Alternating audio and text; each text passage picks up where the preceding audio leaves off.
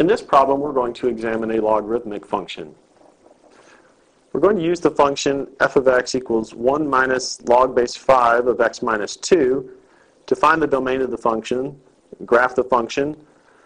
From the graph, determine the range and any asymptotes. Find the inverse function. Use the inverse to find the range of the function. And then lastly, graph the inverse. I'm going to start by finding the domain of our function. See, the domain will be the set of all real numbers such that x minus 2 is greater than 0.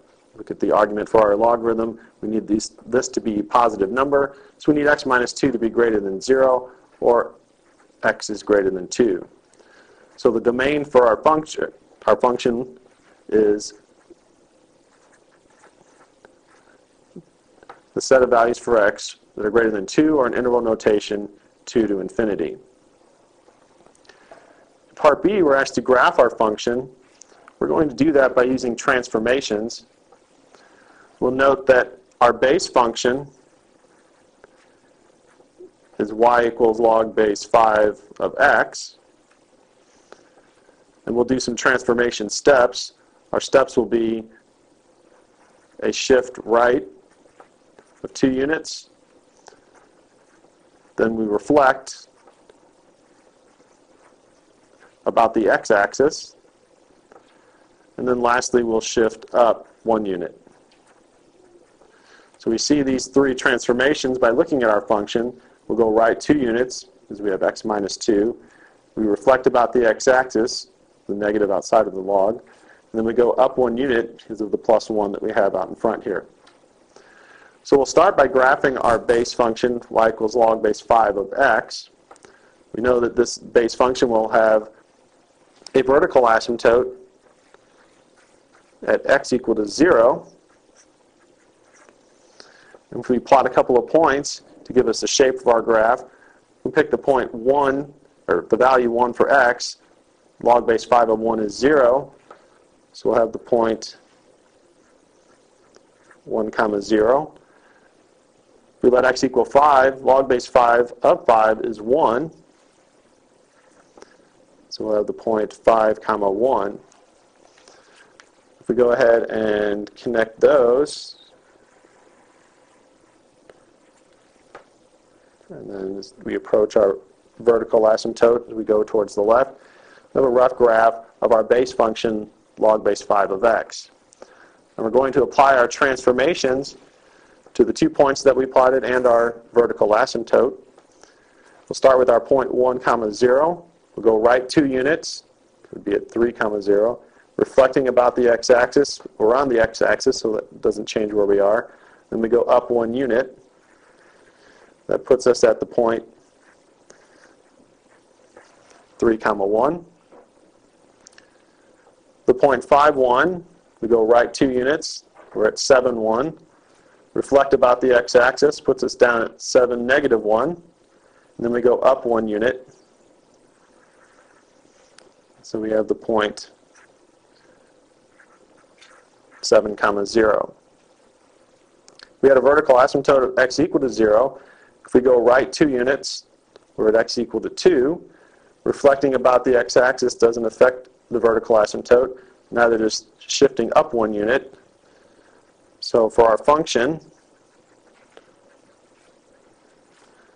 we have a vertical asymptote, x equal to positive 2.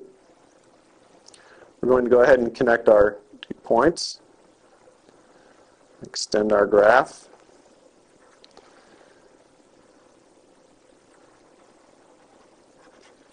And as we go towards the left again, we approach our vertical asymptote. So here we have the graph of f of x. We were asked to determine the range. By looking at the graph, we can see that the range is going to be all real numbers. So we'll say the range is the interval negative infinity to infinity. And any asymptotes, we see that we only have the one vertical asymptote at x equal to 2.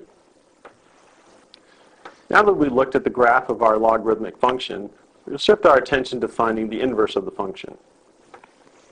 We were given the function f of x equals 1 minus log base 5 of x minus 2. To find the inverse, we'll first write y equals 1 minus log base 5 of x minus 2. We'll interchange our variables and write x is equal to 1 minus log base 5 of y minus 2. And this will implicitly define the inverse function. Our goal is to now solve for y to explicitly define it. We'll start by subtracting 1 from both sides. So x minus 1 equals negative log base 5 of y minus 2. Multiply both sides by negative 1. We get 1 minus x on the left equals log base 5 of y minus 2. And here we have a logarithmic form. If we change to an exponential form, we can write 5 to the 1 minus x is equal to y minus 2.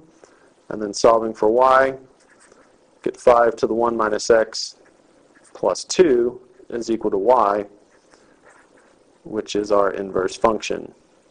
And we should verify that f of f inverse of x is equal to x, and f inverse of f of x is also equal to x. And we'll leave that check up to you.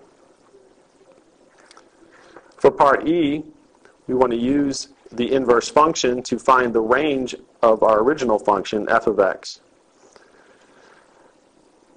Since the domain of the inverse is the same as the range of the function, if we can find the domain of our inverse function, that's all we need to do to find the range of our function f. Looking at our inverse, we see we have an exponential function. The domain of this exponential function is all real numbers, so the range of f is all real numbers. And in interval notation, we'll write that as the interval negative infinity to infinity. The last thing we need to do is graph our inverse function. We can do that several ways. We could plot points, we could use transformations, or we could use our the original function f. We're going to go ahead and use our original function f to get our graph. And here we have the graph of the inverse. We're going to look at how this graph was obtained from the function f. Earlier, when we graphed f, we plotted the points 3, 1 and 7, 0, as well as the vertical asymptote x equal to 2. To graph the inverse, we interchange the x and y coordinates. So for our inverse function, f inverse, we would be plotting the points 1, 3, 0, 7, and we would have a horizontal asymptote of y equal to 2. So if we look at our graph, we get the point 1, 3, and we'll have the point 0, 7, and we have our horizontal asymptote of y equal to negative 2. We connect those points with a smooth curve and approach our horizontal asymptote. We have the graph of our inverse function.